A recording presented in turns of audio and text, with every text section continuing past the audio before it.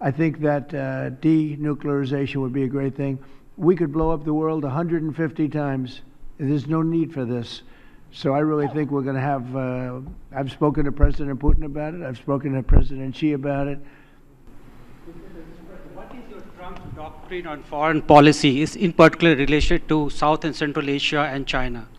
Well, look, we had a tremendous meeting, as you know, with President Xi in China.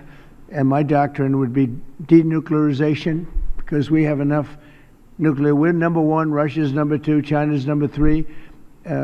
Way behind, but they'll be even in 4 or 5 years. They're, working overtime on nuclear weapons. I think that denuclearization would be a great thing. We could blow up the world 150 times. There's no need for this.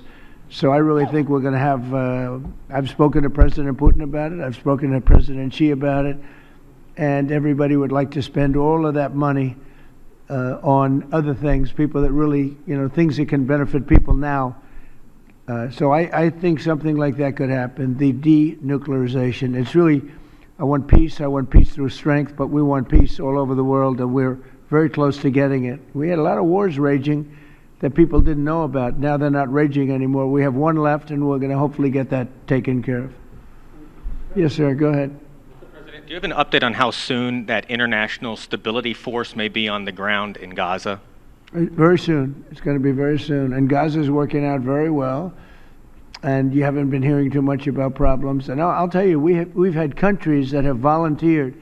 If there's a problem with Hamas, as an example, or a problem with anything, but they volunteered to, on a single basis, go in and take care of it. We're very powerful countries in this coalition. And it's not, this is because I've heard some of the press saying, well, it's a very tentative, or it's not tentative. This is a very strong peace. This is peace in the Middle East. Hamas is a very small part of it, very, very small part.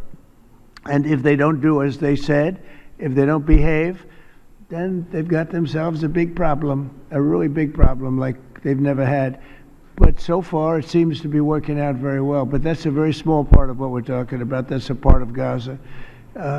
You're going to have a very, I think we can say, Marco, we have a very strong peace. This is a strong peace. We have many countries involved in the Middle East. Essentially, these countries are all involved. They want to see peace in the Middle East. And Marco, what would you say about that? No, I think that's right, Mr. President, and you deserve a tremendous amount of credit for making that possible. And now I think the only reason why it's going to continue to happen is because of the President's role in this. So there's work being done at the United Nations now to come up with a resolution that creates the framework internationally so that these countries who are all volunteering, as you know, Mr. President, to be a part of the stabilization force can come aboard. But they need this UN mandate in order to be able to do it. And we've made a lot of progress over the last few days. And Jared Kushner and Steve Woodcock have been working very hard on that. And today was a good day on that front.